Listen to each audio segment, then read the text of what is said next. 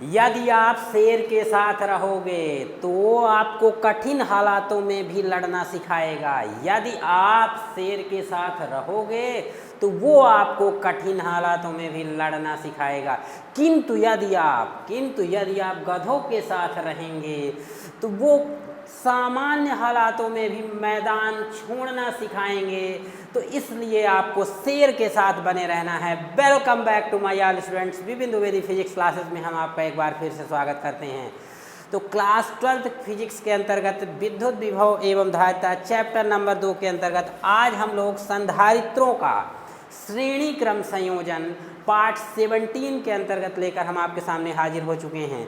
संधारित्रों का श्रेणी क्रम संयोजन बहुत ही ज़्यादा इम्पॉर्टेंट टॉपिक है। इससे बहुत सारे न्यूमेरिकल क्वेश्चंस भी बनते हैं। जेईई और नीट का भी ये एक पार्ट है, इसलिए आप लोग इसे अच्छे से देख करके रखें और हम आपको विश्वास दिलाते हैं कि 100% हम आपको इसके दिमाग में फिक्स कर देंगे, इस टॉपिक को फिक्स कर देंगे। तो चलिए स्टार्ट करते हैं इस सेशन को। हम यहाँ पर देखेंगे क्या संधारित्रों का श्रेणी क्रम संयोजन क्या होता है, इसकी डिफिनीशन क्या होती है, इसका डेरिवेशन किस टाइप से आता है और क्या क्या इससे इम्पोर्टेंट नोट्स हो सकते हैं। तो इन सभी को आप लोगों को कॉपी कर लेना है। और यदि आपने संधारित्र के सिद्धांत अभी तक नहीं देखा है तो उसका भी हम आपको वीडियो लिंक में दे देंगे, क्योंकि उसका यहाँ पर थोड़ा सा अहम रोल हो जाता है। तो चलिए देर न करते हुए हम लोग स्टार्ट करते हैं इस सेशन को। आइए देख लेते हैं। ये देखिए संधारित्रों का श्रेणी क्रम संयोजन। तो आइए पहले हम लोग इसको एक फिगर ड्रॉ करेंगे और इस फिगर के थ्रू समझेंगे। तो फिगर ड्रॉ करते हैं संधारित्रों के श्रेणी क्रम संयोजन का। वो किस प्रकार से होता है देखिए, बहुत सिंपल तरीके से हम इसको बना सकते हैं। मान लीजिए ये पहला संधारित्र है, ये संधारित्र की पहली प्लेट प्रथम संधारित्र है। ये पहला संधारित्र हुआ आपका, इसकी धारिता आप मान लेंगे C1। ये आपका दूसरा संधारित्र और इसकी धारिता आप लोग मान सकते हैं C2।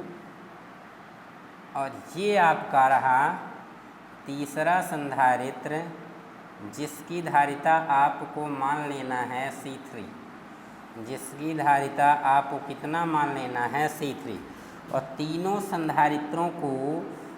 संधारित्रों को आपको कनेक्ट कर देना है। तो आइए हम लोग कनेक्ट करते हैं।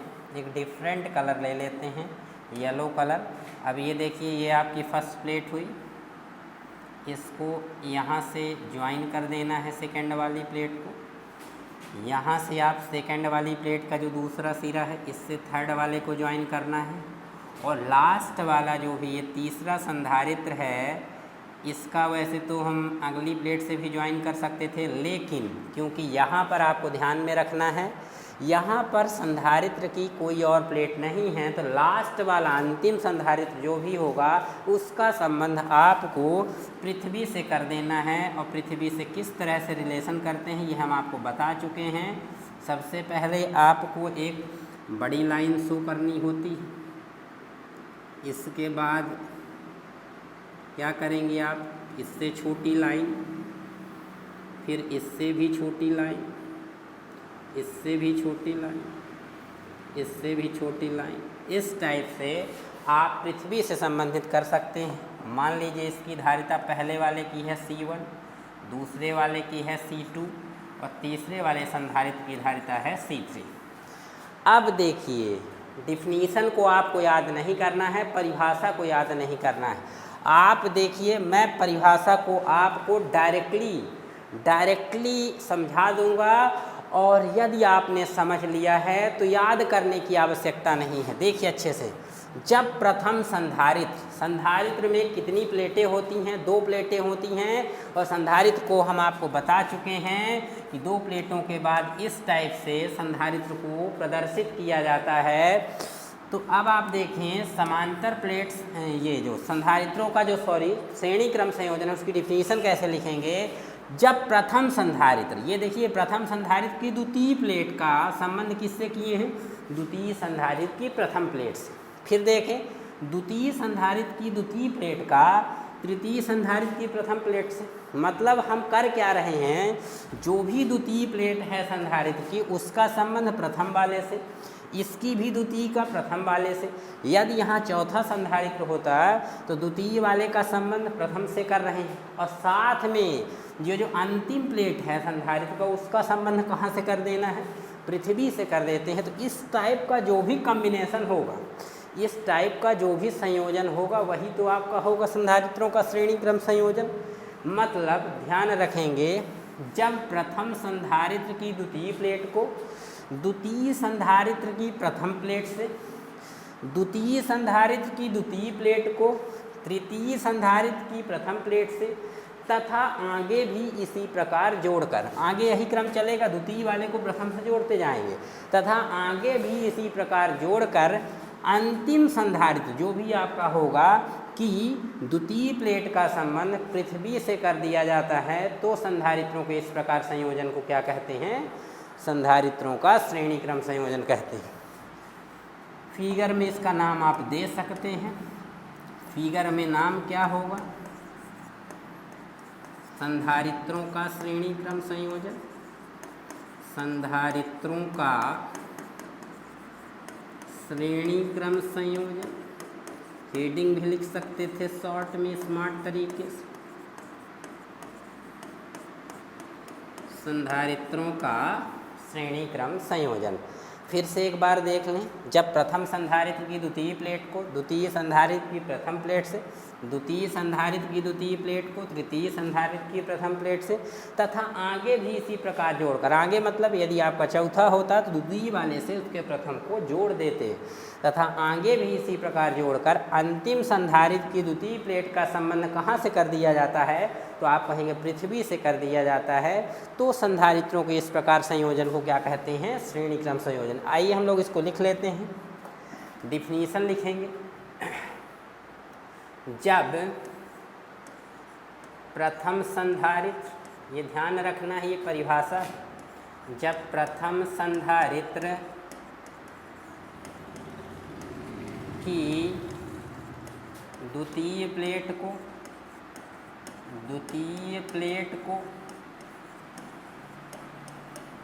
प्रथम द्वितीय संधारित्र की प्रथम प्लेट से कॉमा कर लेंगे। देख लें आप लोग, प्रथम संधारित्र की द्वितीय प्लेट को द्वितीय संधारित्र की प्रथम प्लेट से कॉमा लगाएंगे। फिर द्वितीय संधारित्र जो है आपका, द्वितीय संधारित्र की द्वितीय प्लेट को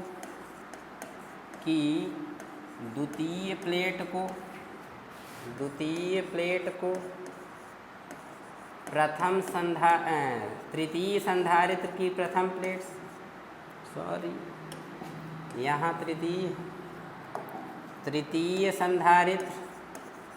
तृतीय संधारित्र की प्रथम प्लेट, तृतीय संधारित्र की प्रथम प्लेट से,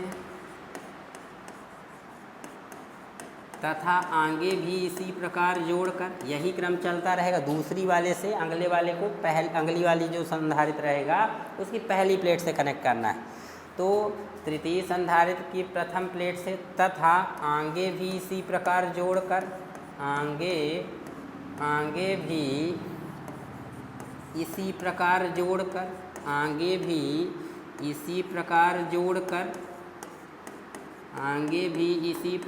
जोड़कर क्या करना है, अंतिम संधारित्र जो भी अंतिम में रहेगा, यहाँ पर तृतीय संधारित्र भी आप लिख सकते थे अकॉर्डिंग टू फिगर। तो अंतिम संधारित्र की द्वितीय प्लेट या अंतिम प्लेट भी लिख सकते हैं। तो द्वितीय प्लेट का संबंध पृथ्वी से कर दिया जाता है, पृथ्वी से कर दिया जाता है। संधारित्रों के इस प्रकार संयोजन, तो संधारित्रों के इस प्रकार संयोजन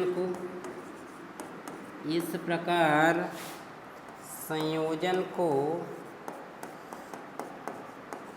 क्या कहते हैं? संधारित्रों का श्रेणी क्रम संयोजन कहते हैं। श्रेणी क्रम संयोजन कहते हैं। ये देख लें डिफिनीशन, जल्दी से आप लोग इसको नोट डाउन कर लें।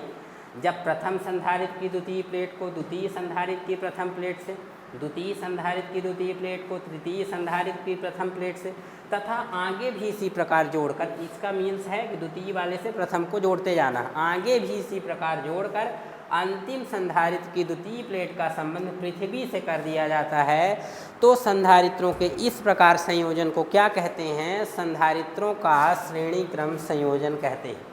आई होप ये डिफिनीशन आपके दिमाग में फिक्स हो गई होगी। आइए आगे की ओर मूव करेंगे।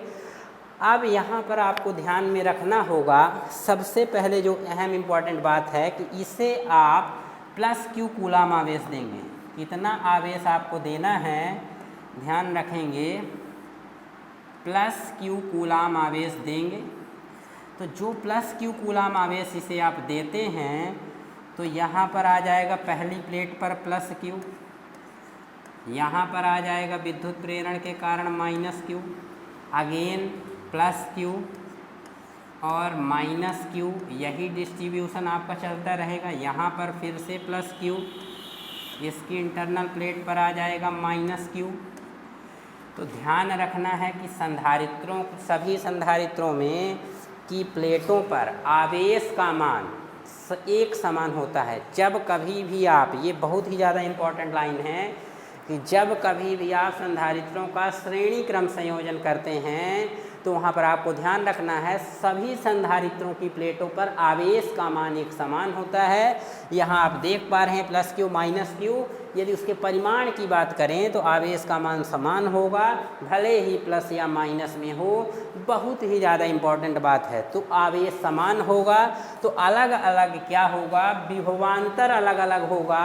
मान लीजिए ये वाले प्लेट का विभव V1 लेते हैं, इस वाले का भी आप लेते हैं V2, ये इससे कनेक्टेड है तो इसका V2 होगा, और इसका विभवांतर आप लोग ले लेते हैं सपोज करिए V3, और ये इससे कनेक्टेड है तो इसका भी V3 होगा, इसका विभव हो जाएगा V4। अब देखिए यहाँ से हम लोग लिख सकते हैं, इस तरह से फिगर आपका कंप्लीट हुआ। यदि आप यहाँ पर देखें विभवांतर कितना शो हो रहा है, V1 माइनस V2, ये V2 माइनस V3 यहाँ पर विभवांतर होगा, और V3 माइनस V4 तीसरे संधारित्र का विभवांतर होगा। तो यहाँ से आप लोग कैसे लिखेंगे, बिल्कुल ध्यान रखिएगा कि जब इसकी आप लैंग्वेज लिखेंगे, अगले पेज में लिखते हैं, तो हम लोग लिखेंगे कि संधारित्रों के श्रेणी क्रम संयोजन में C1, C2 व C3 धारिता वाले 3 संधारित्र होते हैं। माना संधारित्र की प्रथम प्लेट को प्लस क्यू कूलाम आवेश दिया जाता है, विद्युत प्रेरण के कारण प्रथम संधारित्र की द्वितीय प्लेट पर माइनस क्यू कूलाम आवेश उत्पन्न हो जाता है, तथा पुनः संधारित्र द्वितीय संधारित्र की प्रथम प्लेट पर प्लस क्यू कूलाम आवेश उत्पन्न हो जाता है, और आगे भी आवेश वितरण का ये क्रम चलता रहता है। फिर आपको क्या लिखना है, माना सभी तीनों संधारित्रों की प्लेटों के बीच विभवांतर क्या होगा, V1 माइनस V2, इसका विभवांतर होगा V1 minus V2, V2 minus V3, V3 minus V4।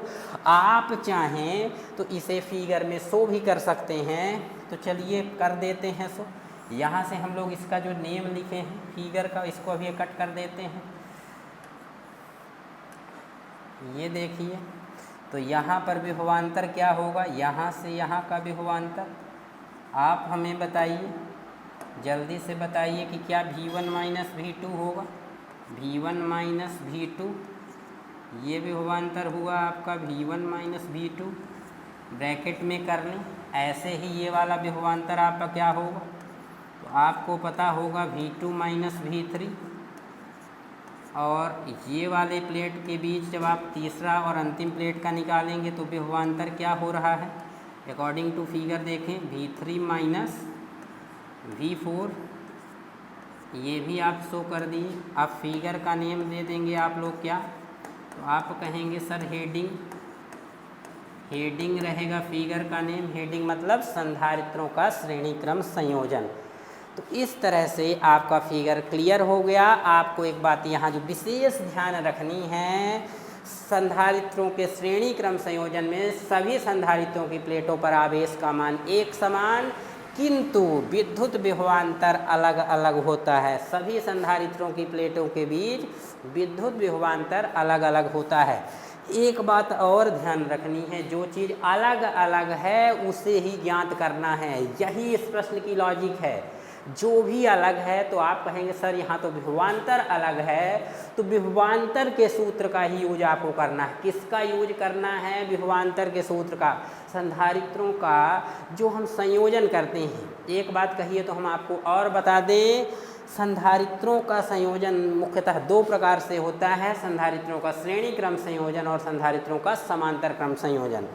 और संधारित्र कोई पूछ ले आपसे संधारित्रों का संयोजन क्यों किया जाता है, तो वांछित धारिता की प्राप्ति के लिए इच्छित धारिता, इच्छित मतलब धारिता का मान आप बढ़ा भी सकते हैं और घटा भी सकते हैं, जितनी आपकी इच्छा हो।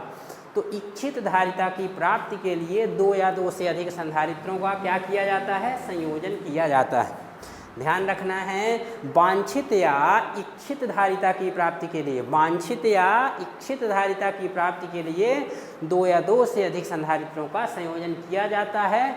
आपको ये बात नोट डाउन कर लेनी है, पेन कॉपी उठा लें, क्योंकि हम इसको लिख नहीं रहे हैं। अब देखिए, आइए हम इसकी लैंग्वेज लिख लेते हैं अगले पेज में। ध्यान रखना है, संधारित्रों के लिखे देते हैं, लैंग्वेज इसकी चित्र की लिख लेंगे। इसके बाद संधारित्रों के ध्यान रखना, श्रेणी क्रम संयोजन में, श्रेणी क्रम संयोजन में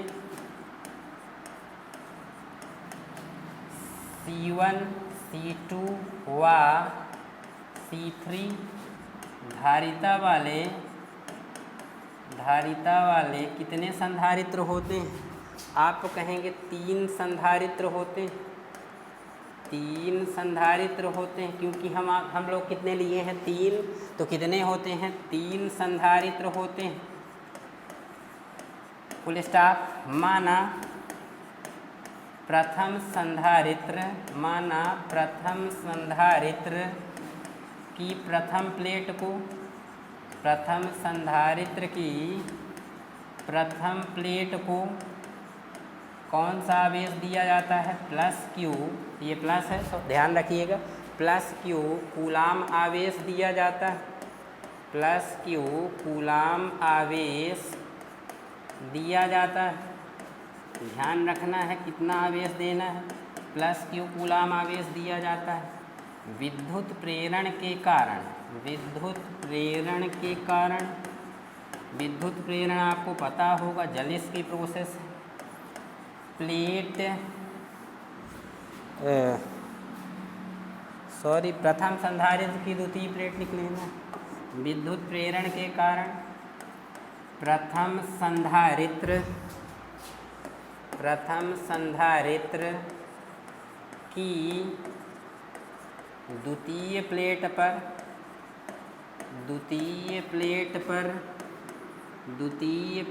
पर कौन सा आवेश उत्पन्न हो जाता है? माइनस Q कूलाम आवेश उत्पन्न हो जाता है, माइनस Q कूलाम आवेश उत्पन्न हो जाता है,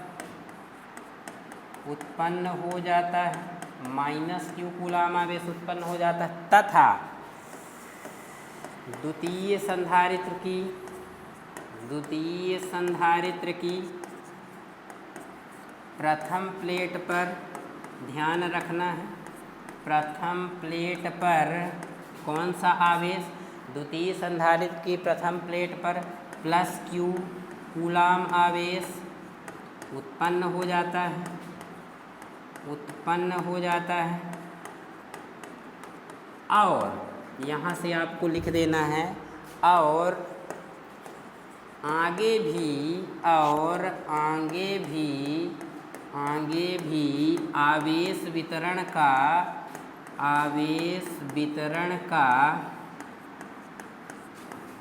यह क्रम जारी रहता है। यह क्रम जारी रहता है। जारी रहने का मीन्स अगले वाले द्वितीय संधारित्र की द्वितीय प्लेट पर आपका माइनस क्यू होगा, तृतीय पर प्लस क्यू होगा, माइनस क्यू होगा। ये प्लस क्यू और माइनस क्यू, पहली प्लेट पर प्लस क्यू और दूसरी प्लेट पर माइनस क्यू, यही क्रम आपका जारी रहेगा। तो ये आपको ध्यान में रखना है। अब मान लेना है कि माना तीनों संधारित्रों, लास्ट में लिख लेंगे, माना तीनों संधारित्रों की प्लेटों के मध्य विभवांतर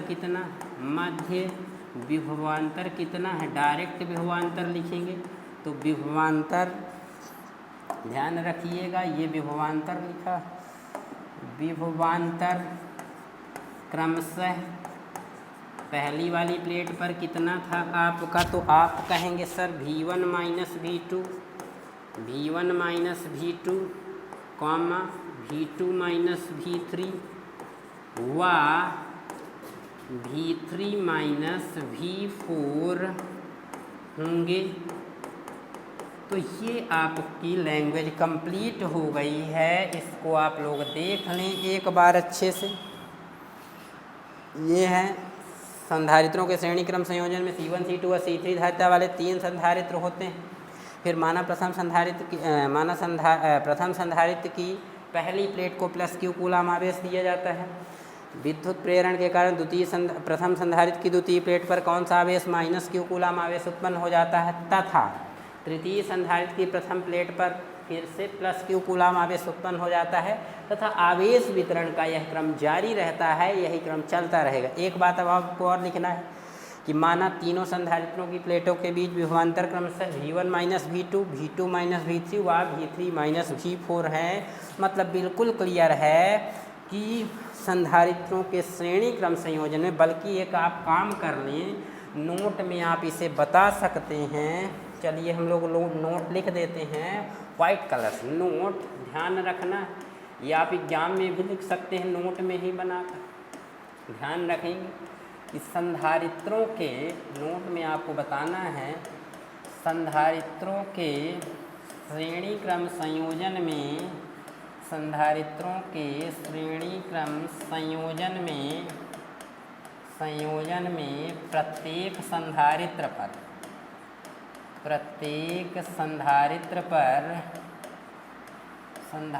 की प्लेटों पर आवेश समान, किसकी वैल्यू सेम होती है, आवेश एक समान, किंतु सभी संधारित्र की प्लेटों के मध्य, किंतु सभी संधारित्र की, ध्यान रखना है, संधारित्र की प्लेटों के मध्य विभवांतर अलग अलग होता है। ध्यान रखना है, विभवांतर ही अलग अलग है, विभवांतर अलग अलग होता है। ये रहेगा बहुत ही ज़्यादा इम्पॉर्टेंट नोट्स। फिगर के जस्ट बाद ही आप चाहें तो इसको लिख सकते हैं कि हम जानते हैं कि संधारित्रों के समांतर क्रम संयोजन में क्या होता है, सभी संधारित्रों की प्लेटों पर आवेश का मान, या प्रत्येक संधारित्र की प्लेटों पर आवेश का मान एक समान, किंतु सभी संधारित्र की प्लेटों के बीच विभवांतर अलग अलग होता है। और यहाँ अलग अलग जो होगा उसी का फार्मूला अप्लाई करेंगे। तो विभवांतर अलग अलग है तो आप प्रथम संधारित्र की प्लेटों के बीच पहले विभवांतर निकालेंगे, जो चीज़ अलग होगी उसी का सूत्र उपयोग करेंगे। आइए मूव करते हैं पेज नंबर नेक्स्ट पेज की ओर, और आपके दिमाग में बिल्कुल फिक्स कर देते हैं, बिल्कुल फिक्स कर देंगे। तो चलिए आइए मूव करेंगे। सबसे पहले आपको निकालना होगा प्रथम संधारित्र, ध्यान रखेंगे, प्रथम संधारित्र की प्लेटों के मध्य विभवांतर, प्लेटों के मध्य विभवांतर, विभवांतर क्यों निकाल रहे हैं आपको पता होना चाहिए। प्रथम संधारित्र की प्लेटों के मध्य विभवांतर ये क्यों निकाला जा रहा है आपको ध्यान में होना चाहिए, क्योंकि विभवांतर अलग अलग है। तो विभवांतर कितना था, V1 माइनस V2 बराबर कितना होगा, आवेश बटे धारिता। आवेश कितना दिया गया था, Q, आवेश का परिमाण रखना है, और धारिता आपके पहले वाले के लिए C1 है। इसको इक्वेशन नंबर फर्स्ट देना है। ऐसे ही आप इसी प्रकार, क्या आप हमें बताइए, इसी प्रकार ये सूत्र आया कहाँ से, ध्यान रखना है, धारिता बराबर आवेश बटे विभव या विभवांतर।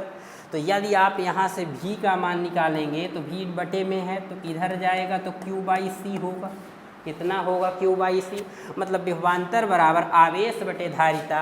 तो यहाँ पर विभवांतर बराबर आवेश आपका Q था, पहले संधारित्र पर आवेश आपका कितना है, ध्यान रखें Q है, और विभवांतर कितना है, V1 माइनस V2 है।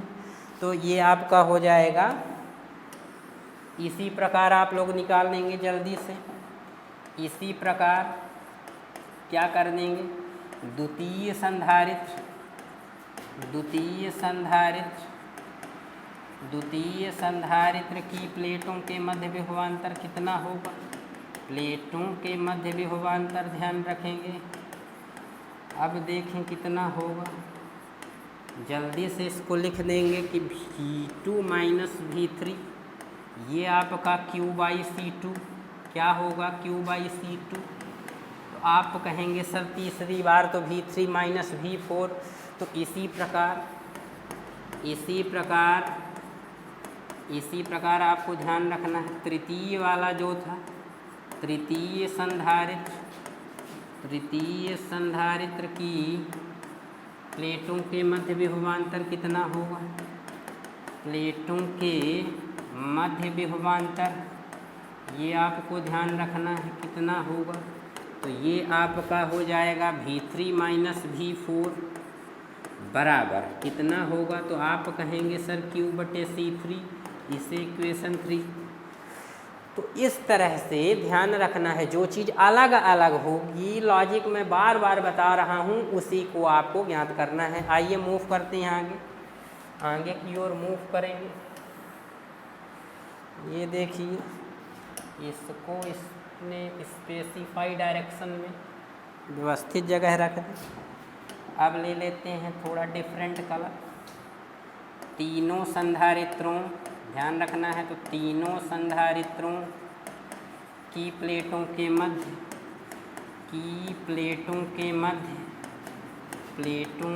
मध्य कुल विभवांतर, कुल या परिणामी विभवांतर आप निकालेंगे तो कुल विभवांतर आपका कितना हो जाएगा, ध्यान रखना है। कुल विभवांतर तो सबको जोड़ देंगे, कुल निकाल रहे हैं। तो पहले वाले का लेफ्ट साइड में V1 माइनस V2 है, प्लस दूसरे का लेफ्ट साइड आपका कितना है, लेफ्ट में लेफ्ट को जोड़ना है V2 माइनस V3, प्लस तीसरे का लेफ्ट है V3 माइनस V4, और राइट साइड में राइट साइड को ऐड करेंगे तो पहले का राइट साइड कितना है, Q/C1, दूसरे का कितना है, आप कहेंगे सर Q/C2, और तीसरे का आपका Q/C3 है। अब देखिए यहाँ से जो कैंसिल होगा तो V2 से V2 आपका कैंसिल, माइनस V3 से प्लस V3 कैंसिल, तो आपका रिमेनिंग क्या है, बचेगा क्या, V1 माइनस V4, और यहाँ से जो कॉमन है आपका क्या, Q कॉमन है, तो आप कहेंगे यस सर। पहले वाले से क्या बचेगा, 1, फिर भी बचेगा, Q कॉमन लेंगे तो 1/C1, ये प्लस 1/C2 प्लस 1/C3, और इसे आप इक्वेशन नंबर कितना दे सकते हैं, 4। यहाँ आप चाहें तो लिख भी सकते हैं। ये कहाँ से सब हुआ है, समीकरण 1, 2 और 3 से, लेकिन लिखने की आवश्यकता नहीं है। लिखना हो तो लिख दें, समीकरण 1, 2 व कितने से, आप कहेंगे 3 से, सबको जोड़ दिया गया है कुल विभवांतर। तो यहाँ तक आपको क्या कोई डाउट है? अब क्या करना है, ध्यान रखना है, यहीं पर ध्यान रखना है कि अब हम तीनों संधारित्रों के स्थान पर, यदि आप अच्छे से फिगर को देख लें जल्दी से, तीनों संधारित्रों के स्थान पर कैपिटल C धारिता वाला एक संधारित्र प्रयुक्त करेंगे जिसकी धारिता इन तीनों की कुल धारिता के बराबर। मान लीजिए C1 की अलग वैल्यू है, C1 बराबर 3 फैरेड है, C2 ऐसे ही 4 है और ये 5 है, तो टोटल कितना हुआ 12 फैरेड। C1 ये C2 है, ये C3 है, तो टोटल आपका ये C1 C2 C1 plus C2 plus C3 जो हुआ, तीनों को ऐड कर देंगे तो 12 फैरेड आ जाएगा, 3 प्लस 4 प्लस 5। तो यदि इनके स्थान पर हम कैपिटल C धारिता वाला एक संधारित्र प्रयुक्त करें और उसकी भी धारिता 12 फैरेड हो, मतलब इन तीनों के कुल धारिता के बराबर हो, तो कहने का मीन्स है लैंग्वेज एक आपको लिखनी होगी, यदि तीनों संधारित्रों के स्थान पर कैपिटल C धारिता वाला एक संधारित्र प्रयुक्त किया जाए जिसका विभवांतर ध्यान रखना है यही होना चाहिए तथा आवेश Q, जिसका विभवांतर V1 माइनस V4 तथा आवेश Q हो, तो क्या रिजल्ट आ जाएगा अगले पेज में ले लेते हैं। देखिए यदि तीनों, ध्यान रखना, तीनों संधारित्रों के स्थान पर, तीनों जो भी संधारित्रों के स्थान पर कैपिटल C धारिता वाला, कितना कैपिटल C धारिता वाला एक बड़ा संधारित्र प्रयुक्त करें, एक बड़ा संधारित्र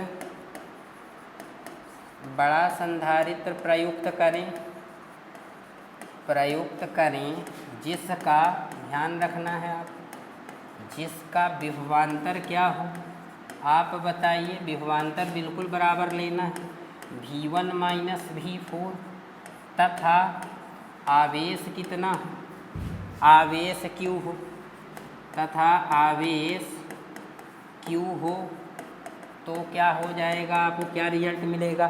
सेम वही सूत्र लगाएंगे, विभवांतर बराबर, तो विभवांतर आपका वही V1 माइनस V4 और आवेश बटे कितना होता है धारिता, आवेश Q है और धारिता आपकी C1, इसे समीकरण कितना देंगे 5।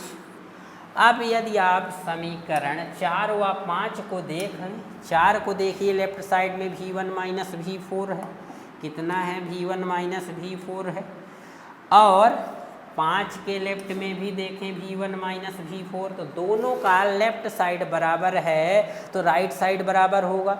बट ध्यान रखेंगे, यहाँ एक लॉजिक का यूज करेंगे, यहाँ अच्छे से आप देखें, यहाँ पर छोटा वाला पक्ष हम पहले लिखेंगे। जैसे आप भविष्य में यदि पापा बन जाते हैं तो यदि आप चॉकलेट लाएंगे तो पहले किस बच्चे को देंगे, छोटे बच्चे को देंगे। यदि 5 साल का है तो पहले आपको उसको देना होगा। यदि आपने 10 साल वाले बच्चे को दे दिया तो छोटा बच्चा नाराज़ होकर के लौट सकता है। इसलिए आपको ध्यान रखना है, क्या ध्यान रखना है कि शुरुआत कहाँ से करनी है, छोटे वाले से। हो सकता है बड़ा वाला भाई ये समझ ले कि मेरा छोटा भाई है, उसको दे दीजिए, लेकिन छोटा भाई कभी ये नहीं समझता है कि बड़े भाई को पहले दे दिया जाए। क्यों छोटे वाले भाइयों, ध्यान रखिएगा, जो छोटे होंगे तो आगे की ओर मूव करेंगे, इसी कॉन्सेप्ट का यूज करेंगे। हालांकि आप उसको राइट साइड में भी रख सकते थे, पहले हम इसको लिखेंगे। तो यहाँ लिखेंगे समीकरण 4 व 5 से, समीकरण 4 व 5 से किससे चलेंगे, दोनों का लेफ्ट बराबर, तो राइट पहले वाले का Q/C1 और इक्वल इधर का राइट Q कॉमन था, तो 1/C1 plus 1/C2 plus 1/C3। अब यदि आप देखें Q से Q आपका क्या कैंसिल होगा, क्या Q से Q आपका कैंसिल होगा, तो आप कहेंगे जी सर बिल्कुल कैंसिल हो सकता है, ये Q से Q आपका बिल्कुल कैंसिल हो जाएगा। तो यहाँ क्या बचा 1/C1, कितना बच रहा है ये C था, Q/ यहाँ C1 नहीं ये C है, तो कितना बचेगा Q/C के प्लेस में 1/C इक्वल, क्योंकि Q से Q कैंसिल हो चुका, इधर आएगा डिवाइड में Q1 जा Q, तो 1/C और इधर आपका राइट साइड में 1/C1 प्लस 1/C2 प्लस आपका 1/C3। और इसे आपको एक ब्रैकेट में फिक्स कर लेना है। कहाँ पर फिक्स कर लेना है? एक ब्रैकेट में फिक्स कर लेना है, क्योंकि ये आपका एक रिजल्ट हो जाएगा। इसे आपको इक्वेशन 6 देना होगा। कितना देंगे? Equation number 6। अब यदि आप लिखेंगे ये 3 संधारित्र यदि जुड़े हैं तो यही रिजल्ट होगा। मान लीजिए n संधारित्र जुड़े हों, जन का मतलब कितने भी हो सकते हैं, 15 हो सकते हैं, तो क्या ये C15 तक जाता? तो आप कहेंगे जी सर। और यदि n जुड़े हों तो Cn तक जाएगा। तो आपको डायरेक्ट लिखना है, यदि यहाँ से लिख लेते हैं, यदि संधारित्रों के, ध्यान रखना है, यदि संधारित्रों के श्रेणी क्रम संयोजन में, श्रेणी क्रम संयोजन में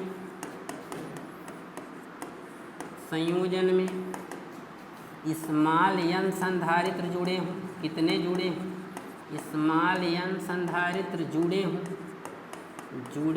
तो क्या रिजल्ट होगा आपका? ध्यान रखना है, कितना रिजल्ट आपका हो सकता है, तो ये आपको ध्यान रखना होगा। कितना हो जाएगा?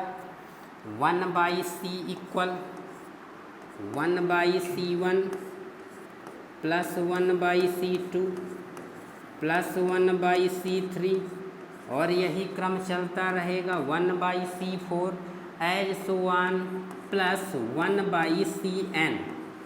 एक बात और आपको जो मोस्टली ध्यान रखना है, यहाँ Cn का मतलब है नंबर ऑफ कैपेसिटर्स। कितने जुड़ेंगे? 15 जुड़ेंगे तो 15 तक जाएंगे, 25 जुड़ेंगे तो C25 तक जाएंगे। आई होप ये आपके दिमाग में फिक्स हो गया होगा, इसको आपको याद रखना होगा। तो इसको भी हम लोग एक सुनहरे से ब्रैकेट में भर लेते हैं। इसको हम लोग इक्वेशन दे देंगे 7, और इसके बाद आपको लिखना है समीकरण 6 व 7, समीकरण 6 व 7 ही क्या है? संधारित्रों के श्रेणी क्रम संयोजन के लिए व्यंजक हैं। समीकरण 6 व 7 ही संधारित्रों के श्रेणी क्रम संयोजन के लिए, श्रेणी क्रम संयोजन के लिए व्यंजक हैं। ये है। यहाँ से आपका कॉन्सेप्ट क्लियर हो गया। एक चीज़ आपको और यहाँ से लिख सकते हैं कि संधारित्रों के श्रेणी क्रम संयोजन में समीकरण 6 व 7 से स्पष्ट है। 6 और 7 को अच्छे से देखें कि समीकरण 6 व 7 से स्पष्ट है कि संधारित्रों के श्रेणी क्रम संयोजन में तुल्य धारिता का व्युत्क्रम, तुल्य यानी कुल, तुल्य धारिता का व्युत्क्रम उस संयोजन में जुड़े हुए अलग अलग संधारित्रों के व्युत्क्रमों के योगफल के बराबर है। देखिए संधारित्रों का व्युत्क्रम है 1 के रूप में लिखा है। किसके रूप में लिखा है? 1 के रूप में। तो ये संधारित्रों का व्युत्क्रम है, क्योंकि C1 को अपॉन में 1 मानते हैं व्युत्क्रम, यानी अंश को हर में करो, हर को अंश में, तो 1/C1 के फॉर्म में लिखा है, 1/C2 के फॉर्म में लिखा है। तो मतलब समीकरण 6 व 7 से क्या स्पष्ट है? समीकरण 6 व 7 से स्पष्ट है कि संधारित्रों के श्रेणी क्रम संयोजन में तुल्य धारिता का व्युत्क्रम उस संयोजन में जुड़े हुए अलग अलग संधारित्रों के व्युत्क्रमों के योगफल के बराबर होता है। तो चलिए अगले पेज में लिख लेते हैं। आ जाते हैं अपने नेक्स्ट पेज की ओर। यहाँ आपको लिखना है कि समीकरण किससे स्पष्ट है? 6 व 7 से स्पष्ट है। समीकरण 6 व 7 से स्पष्ट है कि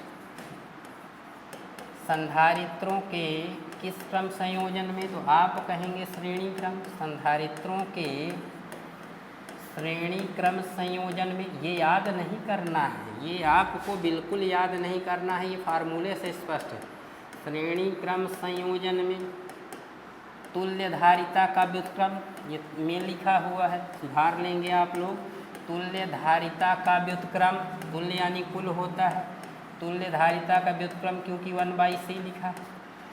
उस संयोजन में जुड़े हुए, उस संयोजन में जुड़े हुए, उस संयोजन में जुड़े हुए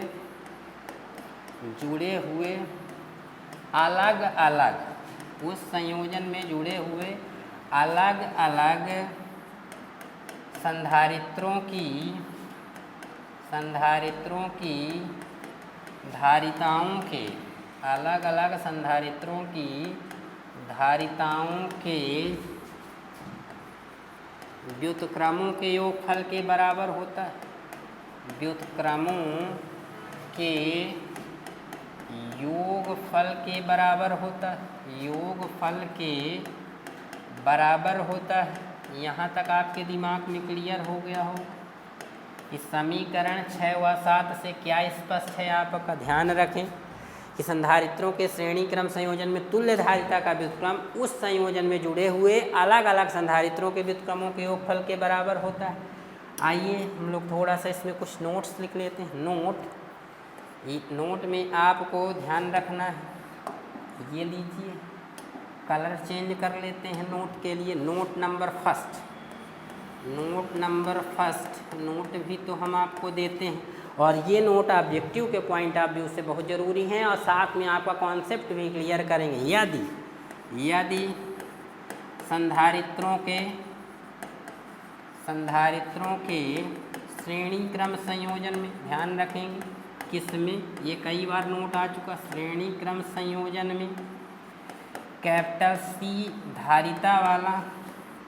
सी धारिता वाले ले लीजिए, n संधारित्र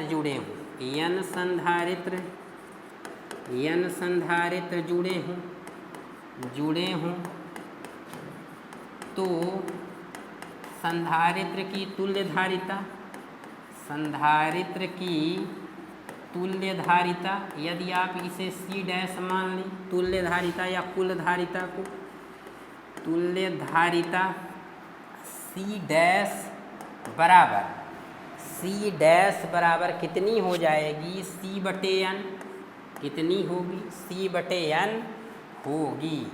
बहुत ही ज़्यादा इम्पॉर्टेंट ऑब्जेक्टिव है, कई बार पूछा जा चुका। अब आपको हम ये समझा देते हैं कि ये आखिर हुआ कहाँ से।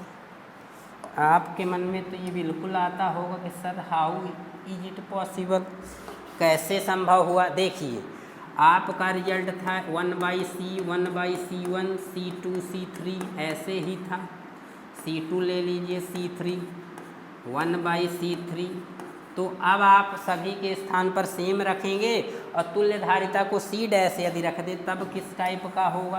तो आप कहेंगे सर ऐसा हो सकता है कि 1/C डैश, 1/C, क्योंकि सभी की संधारित्र की धारिता सेम है, 1/C, 1/C, यदि 3 जुड़े हों तब के केस में C का एलसीएम C होगा, 1 + 1 + 1 ऊपर आ जाएगा, आप कहेंगे 3/C हो गया। तो ये 3/C, 1/C डैश, यदि अंश को हर में और हर को अंश में करें C डैश निकालें, कितना निकालें C डैश, तो इधर वाला भी अंश हर में और हर अंश में C/3, 3 जुड़े थे तो C/3, यहाँ कितने जुड़े हैं n, C/n, n का मतलब है जितने जोड़ेंगे, 4 जोड़ेंगे तो C/4 होगा, n जोड़ेंगे तो कितना होगा, आप पढ़ें यहाँ लिखा है n संधारित्र जुड़े हों, n जुड़ेंगे तो कितना होगा, C/n होगा। कैपिटल C/n है, n स्मॉल लिए थे, स्मॉल आया, कैपिटल लेंगे तो कैपिटल आएगा। तो ये आपको क्लियर हो गया होगा। अब दूसरा और इम्पॉर्टेंट नोट, लास्ट नोट होगा आज का। देखिए बहुत ही ज़्यादा इम्पॉर्टेंट नोट ये भी, यदि ध्यान रखना है, यदि संधारित्रों को, यहाँ ध्यान रखना है, संधारित्रों को श्रेणी क्रम में तब जोड़ा जाता है, श्रेणी क्रम में तब जोड़ा जाता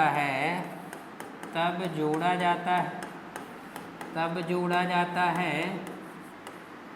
जबकि परिणामी धारिता, परिणामी इसी को तुल्य भी बोलते हैं, तुल्य इसी को कुल भी बोलते हैं, इसी को ही तो तुल्य और कुल या कुल बोलते हैं। तो तुल्य धारिता का मान क्या करना होता है, घटाना होता है। अब ध्यान रखेंगे कि संधारित्रों को श्रेणी क्रम में जोड़ते हैं। बताए ना, वांछित धारिता की प्राप्ति के लिए, वांछित मतलब इच्छानुसार यदि घटाना हो तो किस क्रम में जोड़ेंगे? श्रेणी क्रम में जोड़ेंगे। क्यों और कैसे, आइए हम लोग एक एग्जाम्पल के थ्रू समझते हैं। एग्जाम्पल के थ्रू समझ लेते हैं। इसको थोड़ा सा छोटा कर दीजिए। अब आपको ध्यान में रखना होगा। चले जाओ उधर, नाराज हो जाते हैं कई बार इधर उधर।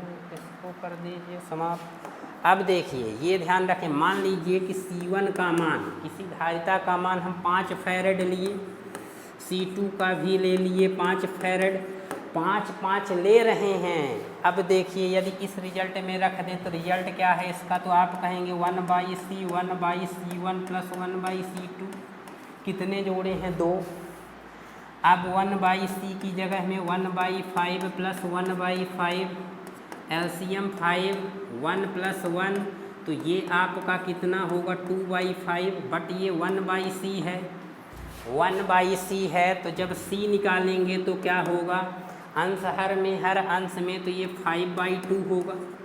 5/2 का मतलब C से इसको यदि आप डिवाइड करेंगे तो 2.5 ढाई हो जाएगा, 2.5 दूनी 5। और यदि आप चाहें तो फैरेड लिख लें, तो C का मान कितना हुआ? तुल्य धारिता का मान 2.5 फैरेड। जोड़े थे 5 फैरेड वालों को, जोड़े थे आप 5 फैरेड वालों को, और प्राप्त हुआ आपको 2.5 फैरेड। मतलब परिणामी धारिता का मान क्या होता है? घट जाता है। तो इस तरह से आपके दिमाग में ये 100% फिक्स हो गया होगा। और यदि नहीं फिक्स हुआ होगा तो कमेंट सेक्शन में आप बता सकते हैं। इसको इरेज कर देते हैं। आप लोग इसको भी रफ वर्क में कॉपी कर लीजिएगा। तो पढ़ते रहें, मुस्कुराते रहें, गुनगुनाते रहें। विपिन द्विवेदी संग फिजिक्स पढ़ते रहें। अधिक से अधिक विद्यार्थियों को शेयर करें आप लोग, और चैनल को सब्सक्राइब कर लें, और नोटिफिकेशन बेल आइकॉन को भी प्रेस कर लें ताकि नोटिफिकेशन आपको मिलता रहे लगातार। तो पढ़ते रहें। धन्यवाद।